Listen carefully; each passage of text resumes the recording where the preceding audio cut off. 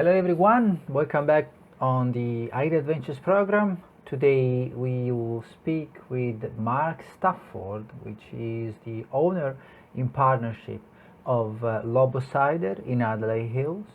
He's the grower of the business. He owns a small orchard in Adelaide Hills, and with him we will have a chat about the business and a little bit about the behind the scenes of the apple production, that what we know.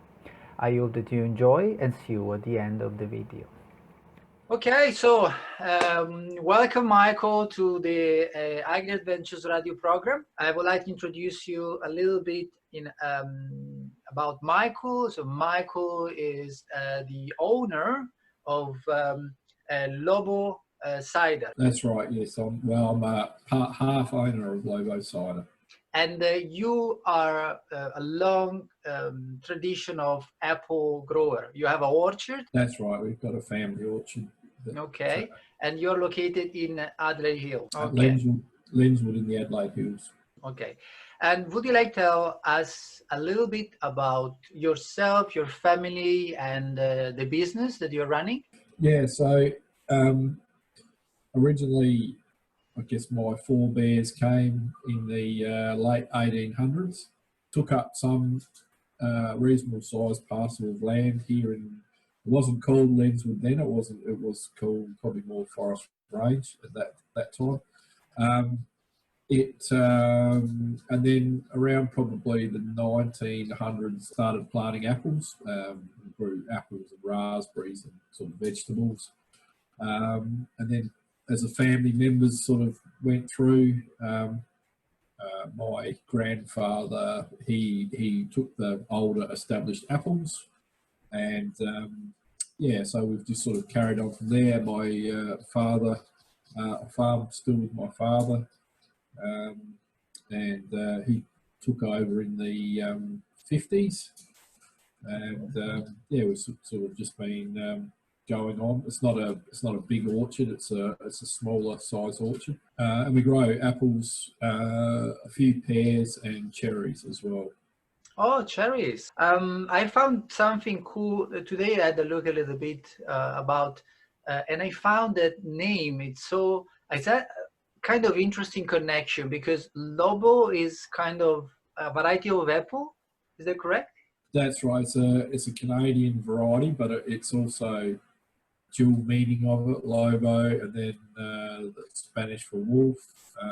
So sort of thought, oh, well, actually sort of have the imagery with that. So yeah, that's how we sort of came about it. Perfect. Also, I have another curiosity that I didn't know first that there are so many different varieties of apple, like 2,000 or maybe more than that. Yeah, no, there would be more than that. Yeah, there's not. I suppose there's not so many commercial ones, but yeah, there's a huge. They've been breeding for so long, and yeah, there's a huge amount of apples out there. And you as a grower, another thing I didn't know is that if you get the seed from an apple and you plant it, you're not gonna have the same apple where the... No, that's exactly right. There's no. Every seed is different, genetically different. The interesting thing with the seed, though, is we still use seed a bit, not so much in that, but in breeding, because you cross them and then you plant all the seeds and then the tree grows up. Is amazing about them is that they're all virus free. So if you're sort of trying to clean up some wood that's got some sort of virus in it, that's you can sort of use the you've got a clean stock anyway if you use seedling, but it doesn't crop. It takes a lot longer to crop than the hybrid rootstocks that we use nowadays. So it's so interesting to think that, like, you get the base, and then on the base you put the apple that they're gonna go on the market. And then it's like we always have this idea, bucolic idea of having, oh, I put the seed in and then it's gonna come out a beautiful tree, and then you realize that it's not gonna come out in 5 days. How long does it take for an average plant to become productive? 5 years? Sort of probably not saying break even, but they're really starting to crop full crop by year 5 type of thing. So yeah.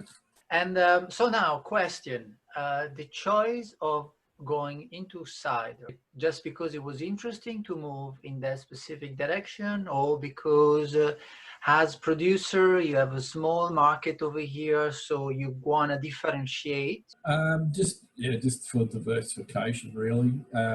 Just try to have another string to your bow a bit on the orchard. So yeah, we're in a 27 k's from the city, so of Adelaide. So it's a million people there, and so you've sort of got retail, lots of cellar doors and everything around us. So Interesting. So do you have a cellar door? not yet. We don't know. We're sort of working towards that. Yeah. Okay. And I've seen on the website that you also make a gin now. That's right. Yeah, we do spirits as well. So we actually do an apple brandy. It's similar to Calvados in the French Calvados. So Exactly. the cider is fermented to dry, and then we put it through the still, and then we age it. And ours is aged for 3 years. And then so we age it in old oak barrels. And then we started doing that. We've been going about 9 years with that, and with the gin boom, we decided to join that. So, sort of thought, we make sort of an orchard style gin. So we use the quince that we grow here, some quinces, and we incorporate that into the botanical. So it's not really like a liqueur quince gin. It's actually more, we use it as a botanical element, the quince peel. Okay. And so it's sort of a lighter, more botanical driven gin, still very strong juniper forward gin. So do you have a time or a date in which you think people will be able to come and visit you? We try to do events, and unfortunately we had one coming up.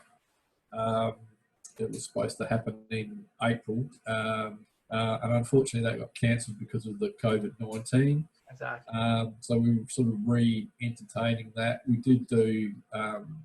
Yeah, well, I see in the market. I am in connection with different people. We like travel, go to visit producers, and often they're interested to learn how to make, like how to use these products, how to make. That is something that people generally, it's really interested to. That's why actually AgriAdventures help to do this kind of, create these kind of connections. That's it. That's pretty interesting, because I always, as my taste, I always found a big difference between the apple that you pick ripe from the tree and the apple that you find from the supermarket.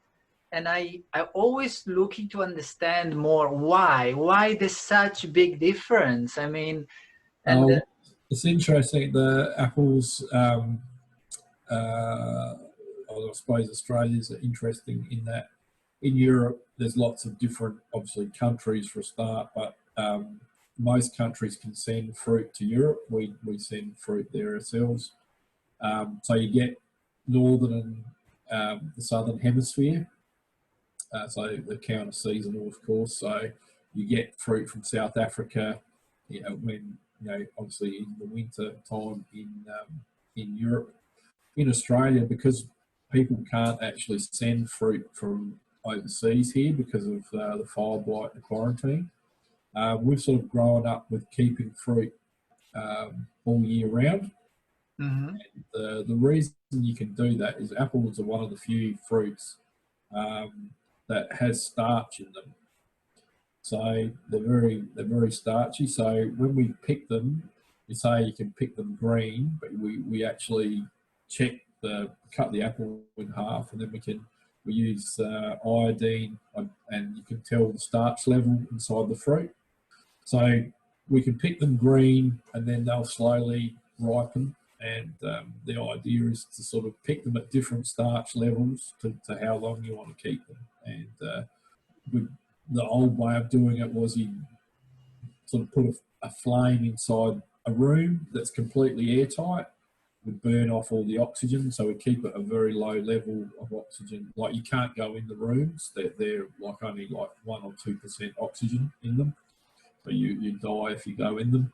And then the apple just slowly transpires a lot slower.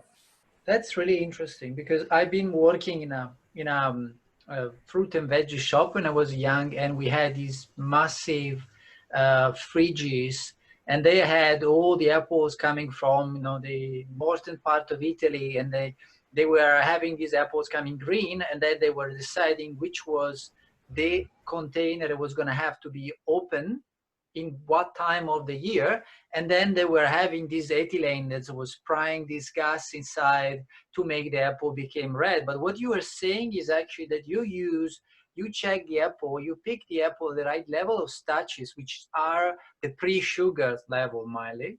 Yeah. Doing that, you are able to define how long this apple will survive in the storage area before you have to send it out. That's right. Yeah. So you can, I guess the greener you pick them, the more storage potential there is in there. The ethylene, that's the other thing. The apples give off the ethylene, but we have sort of a charcoal scrubber thing they feed the circulate the room atmosphere through it, and it scrubs the ethylene out of the environment, and then we sort of try to keep the ethylene at a very low level. But I think that it's always the best is go to get the apple from the orchard, huh? Yeah, well, that's right. So when you pick it off the tree, you can pick it obviously ripe or select one that's a lot riper. So that's really the thing. Absolutely. Okay, so let's say to our friends where they can find you as a business. So we said that we are Adelaide Hills in Lenswood, correct? That's right. Yes, right in the middle of Lenswood. Lovely. And the Facebook page? Yes, we've got a Facebook page, just Lobo Cider. Lobo Cider, and there is a website which is loboapple.com. Is that correct? That's right. Yeah. Perfect. Yeah, and we're on Instagram and Twitter as well. Okay, so you're almost all the different all the different platform. Okay, perfect. So thank you very much for being with us. I'm really hoping to find a way to organize an experience and come over and visit with friends over there. But in the meantime, we thank all followers from the different platforms, and we say if you have a weekend. Oh, by the way, can they come in the weekend or not yet? Not yet, but the first Sunday of every month, we're at the Adelaide Farmers Market at Wayville, so they can go along there and try and meet the cider maker. Warwick is there, so that's probably a good place. So that's the first Sunday of every month. They can go along, try our whole range, spirits as well, and talk to the cider maker about any the whole range, actually. Yeah. Lovely, perfect. So you can go over there. It's close by Adelaide, not really far away. Just go over there, taste a little bit of ciders, and then you can purchase the ciders and the gin directly over there or through the website. Yeah. So and you can buy our stuff online. That's right. Perfect. Thank you very much. Good. Thanks. So mine.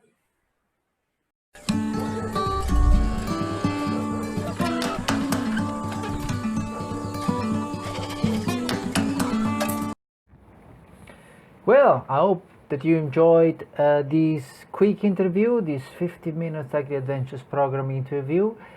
Speak with Michael, it was interesting, and have the chance to see the view of behind the scene of growing apples and chatting a little bit about his business was really cool. Remember, you will be able to see, also visit Lobo at the Adelaide Showground. And please don't forget to subscribe to the website agriadventures.com.au for new events in food experiences in Adelaide and South Australia. Have a great day from Simone and from AgriAdventures. Ciao.